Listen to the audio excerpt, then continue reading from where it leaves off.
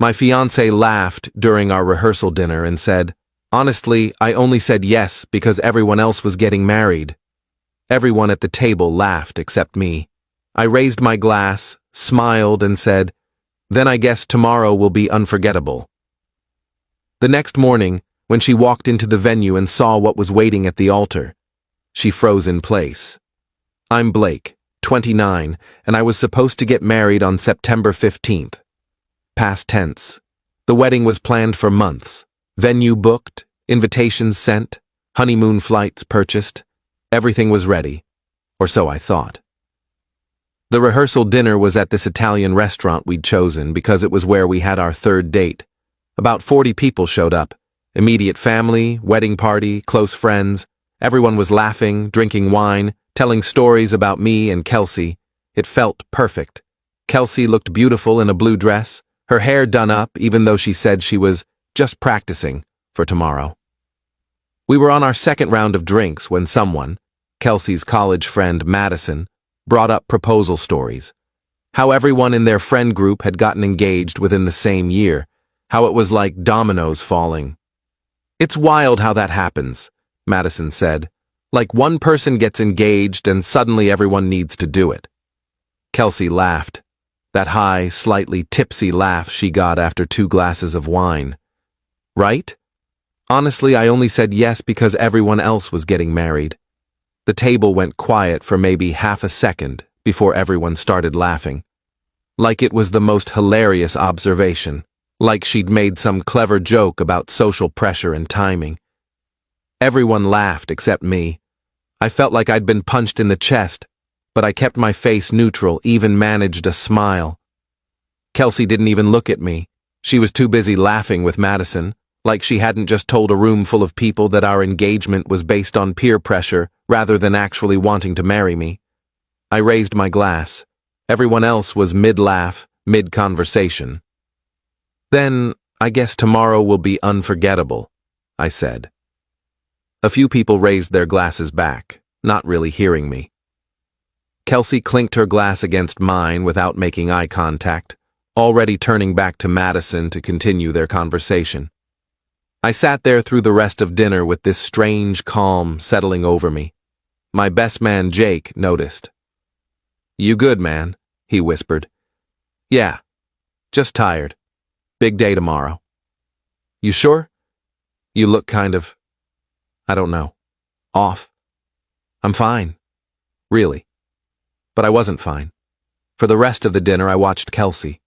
The way she laughed with her friends, posed for photos, accepted congratulations from my family, and I kept hearing those words. I only said yes because everyone else was getting married. Not because she loved me, not because she wanted to spend her life with me, because her friends were doing it, and she didn't want to be left out. The dinner ended around 10. Kelsey kissed my cheek. She was staying at her parents' house for the night, tradition and all that. "See you at the altar tomorrow," she said, smiling. "Don't be late.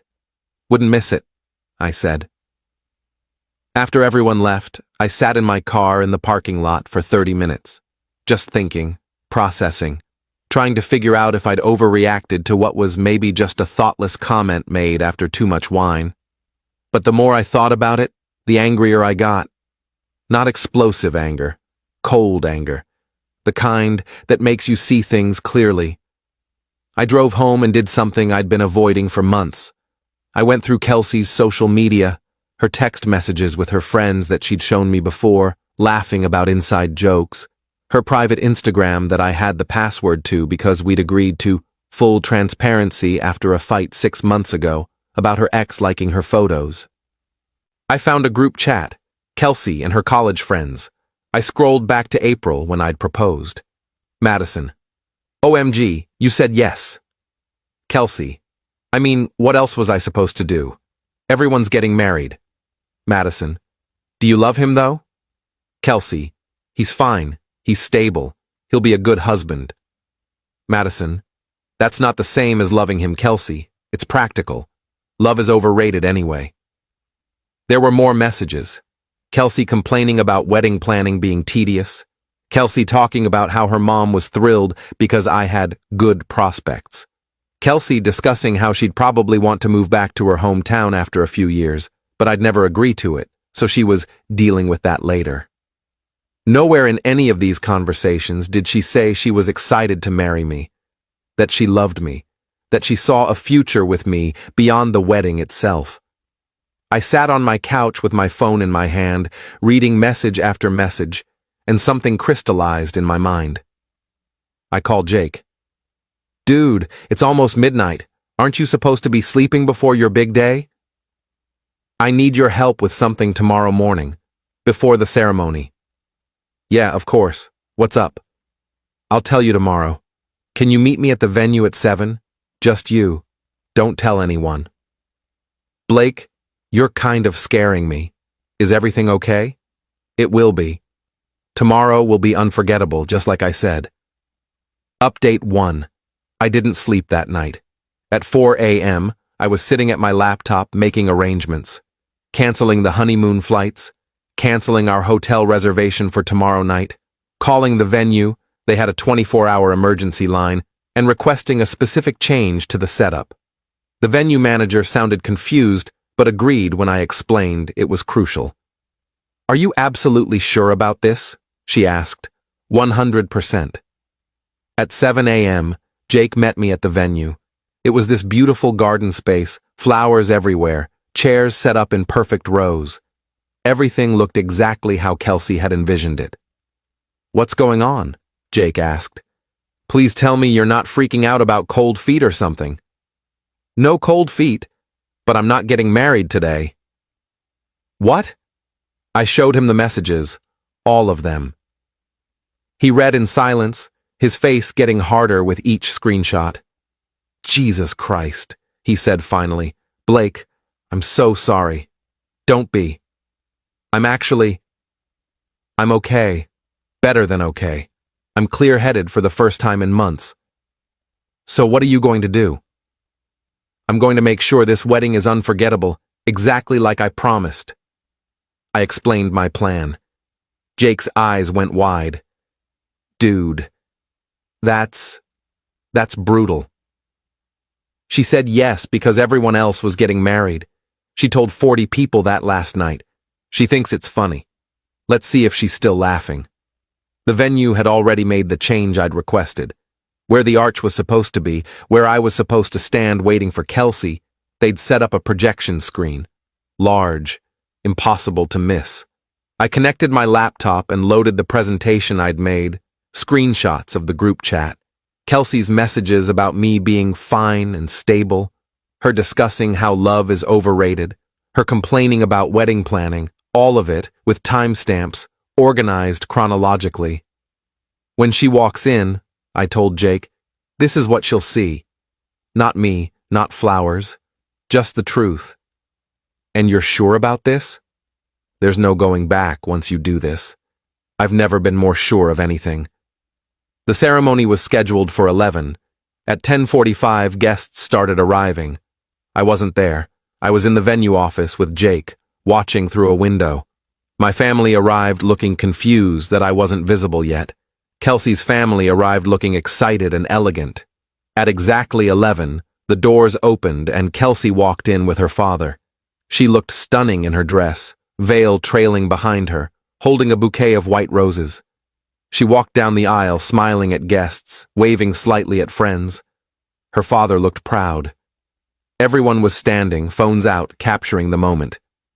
She reached the front, looked up at the altar to where I should have been standing, and froze. The projection screen was impossible to miss. Her messages blown up large enough that everyone in the venue could read them.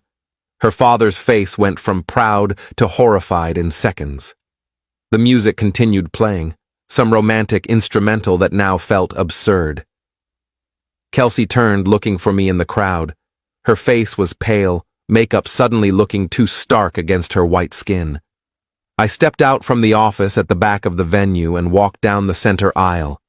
Everyone turned to look at me. The whispers had already started. People were reading the messages, pulling out their own phones to take photos of the screen. "Blake?" Kelsey's voice was small. "What is this?" I stopped about 10 feet away from her. This is unforgettable, just like I promised. You can't. This is. She looked at her father, at the crowd, back at me. You're humiliating me. You humiliated yourself. These are your words, Kelsey. Your messages to your friends. The truth about why you said yes. I'm just making sure everyone knows it. Her mother stood up. Blake, this is inappropriate. Turn that off immediately.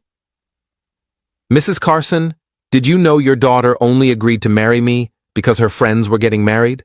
That she thinks love is overrated? That she considers me fine and stable, but never once said she actually loves me? Kelsey was crying now, mascara starting to run. I was venting to friends. Everyone vents. Those messages don't mean anything. They mean everything. They mean I was about to marry someone who sees me as a practical choice, not someone she wants to build a life with. Please, she said, stepping toward me. Please, let's talk about this privately. Don't do this here. You made a joke about it last night at the rehearsal dinner. In front of 40 people. You thought it was funny that you only said yes because everyone else was getting married. So I figured you wouldn't mind everyone knowing the full story. Jake appeared at my side. Dude, venue manager says we need to wrap this up. Other events scheduled today. I nodded, looked at Kelsey one more time. I hope you find someone you actually love. Someone who's more than just fine and stable.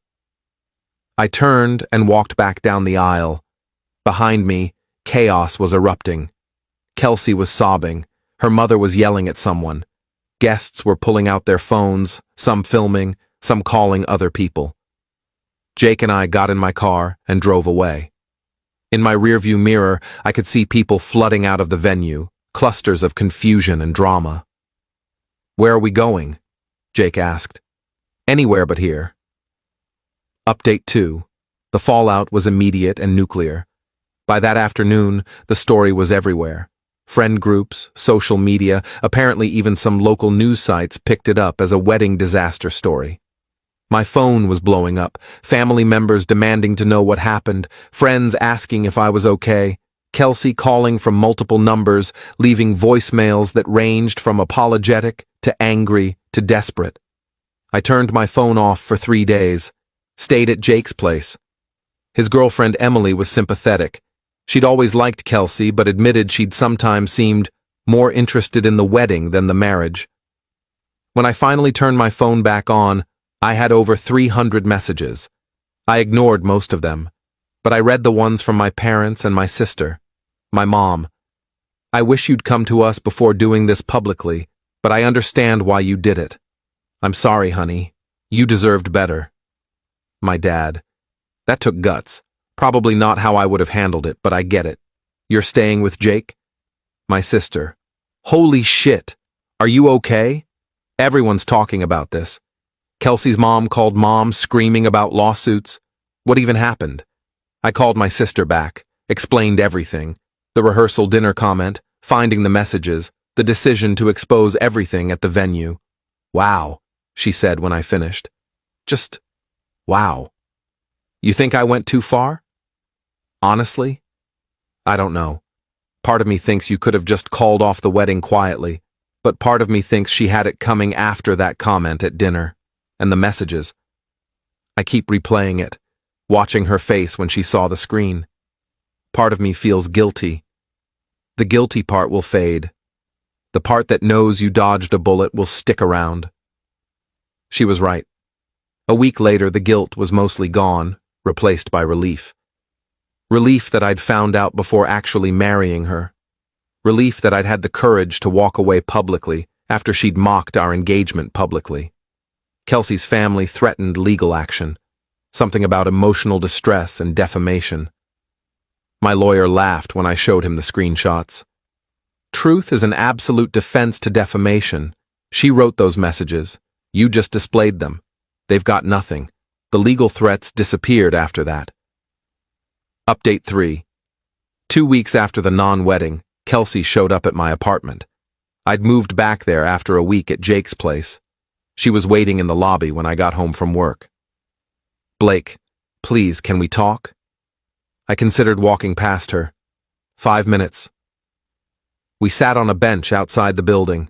She looked terrible. Weight loss, dark circles, hair not styled like she usually kept it. "I'm so sorry," she started. "For everything. The comment at dinner, the messages, all of it." "Okay. Okay?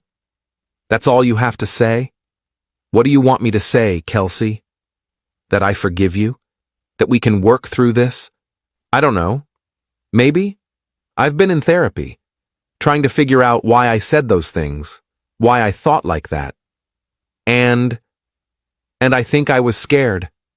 Of commitment, of making the wrong choice. So I convinced myself it was practical rather than emotional, that I was being smart instead of being in love. Were you in love with me? Ever? She hesitated. That hesitation told me everything. I cared about you. I liked being with you. But you weren't in love with me. I don't know, I thought I was, or I thought it didn't matter. That love fades anyway, and what matters is compatibility. We weren't compatible, Kelsey. You wanted different things, you just never told me. You were planning to move back to your hometown eventually, and dealing with it later. That's not compatibility. That's avoidance. I know that now. I'm sorry. I believe you're sorry. But sorry doesn't change anything. You were ready to marry me without actually wanting to. That's not something I can forgive. So this is really it? We're done? We've been done since the moment you said you only said yes because everyone else was getting married. She started crying. I didn't comfort her. We sat in silence for a minute before she stood up. For what it's worth, you deserved better than what I gave you. I hope you find someone who appreciates you. I hope you find someone you actually love. She walked away. I never saw her again. Final update. It's been 3 months.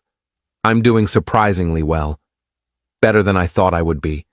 The apartment doesn't feel lonely. It feels peaceful, like I can finally breathe without worrying about whether I'm measuring up to some standard I didn't know existed. I heard through mutual friends that Kelsey moved back to her hometown, working at her dad's company, dating someone from high school apparently.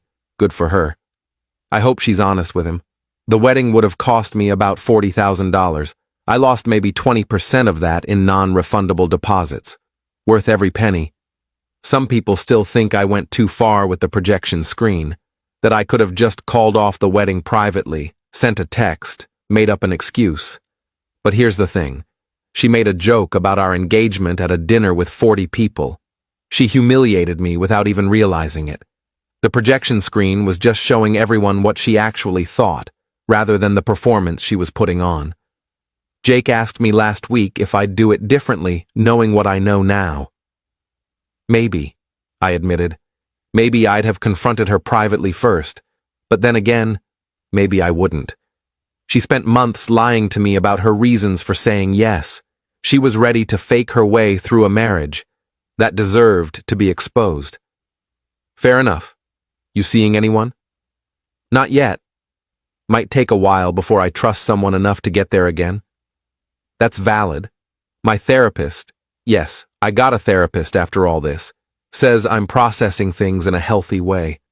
That I'm allowed to be angry, allowed to feel betrayed, allowed to have handled it how I did as long as I learn from it. What am I supposed to learn? I asked her. That people lie? I already knew that. That you deserve someone who chooses you enthusiastically, not practically. Not because all their friends are getting married, but because they actually want you. She's right, and I'm okay waiting for that person. No rush, no pressure, no proposing because everyone else is doing it. The irony isn't lost on me that Kelsey's complaint about peer pressure in marriage led to me calling off a wedding where she was marrying me because of peer pressure. Life's funny like that. My mom asked me yesterday if I regret anything about how I handled it. I thought about it honestly before answering. I regret not finding those messages sooner. Everything else? Number.